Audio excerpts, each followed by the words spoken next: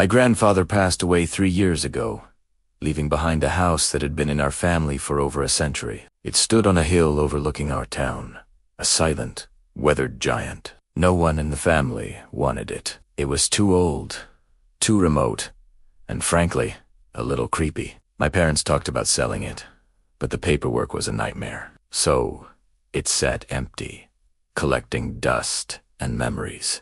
I'd always been drawn to ghost stories and mysteries, so when I found myself with a free weekend, I decided to drive up and explore the place myself. Maybe I could even spend the night just for the thrill of it. I arrived on a Friday afternoon. The sky was overcast, and a cold wind rustled the dead leaves piled against the porch. The key, a heavy, ornate piece of brass, turned stiffly in the lock. The air inside was thick and musty, smelling of old wood, damp earth, and something else I couldn't quite place, something faintly sweet, like dried flowers. Dust motes danced in the slivers of light piercing through the grimy windows. The furniture was all shrouded in white sheets, looking like a gathering of ghosts. I spent the first couple of hours just wandering through the downstairs rooms. The living room, with its grand fireplace and looming portraits of ancestors whose eyes seemed to follow me. The dining room, where the long table was set for a dinner party that never happened. The kitchen, with its rusted-out stove and a calendar on the wall, still turned to October 1987. It was all eerie, but nothing felt truly out of the ordinary for an abandoned house.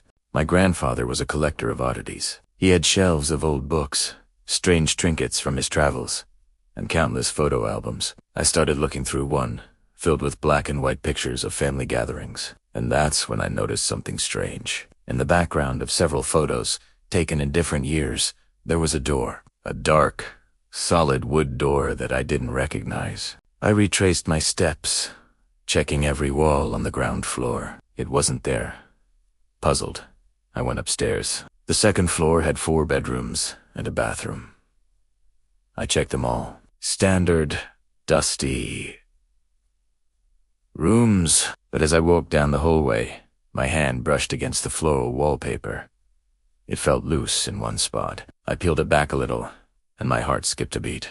Underneath the faded roses was the faint outline of a door frame.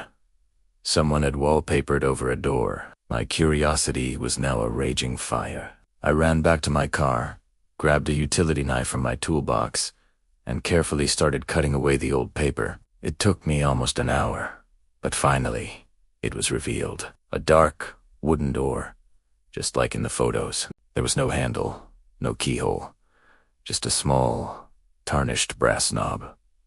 I turned it. It didn't budge. I pushed, I pulled, I rattled it, but it was sealed tight. It felt like it was locked from the inside. Defeated, I decided to take a break and look through more of my grandfather's things. Maybe there was a clue somewhere. In his study, tucked away in the back of a desk drawer, I found an old leather-bound journal. It was my grandfather's diary. I flipped through the brittle pages, his familiar handwriting detailing everyday life. Then I found an entry from 1988, about a year after the kitchen calendar had stopped. His writing was shaky, frantic. He wrote, I had to seal it. It was the only way. She wouldn't leave. She still whispers from in there. Her name. I must not speak her name. A chill ran down my spine, so cold it felt like ice water. Who was she? What did he seal? I flipped further. Another entry read, the whispering has stopped, for now. But I still feel her. I see her in the corner of my eye. I sealed the room, but I can't seal the house. I can't seal my mind. The forgotten room.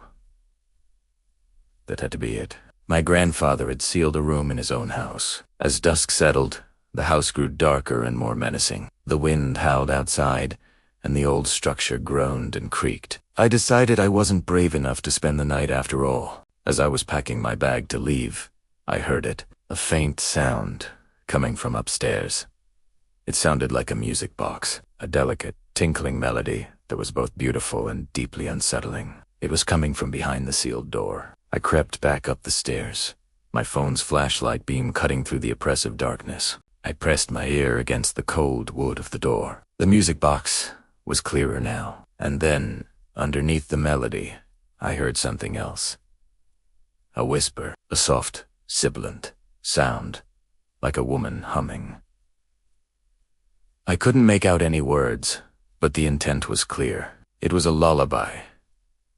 A lullaby meant to soothe, but all it did was fill me with a primal fear. Then, the doorknob began to turn, slowly, from the other side.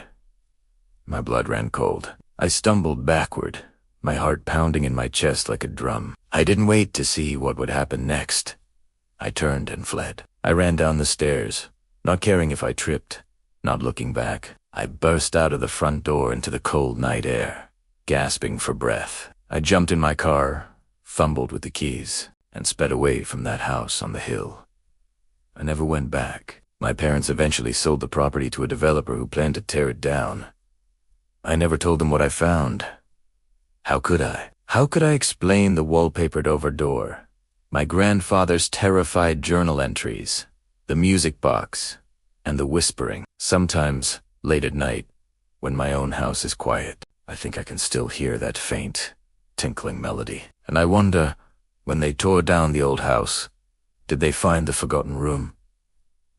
And if they did, what did they find inside? Or more importantly, what did they let out?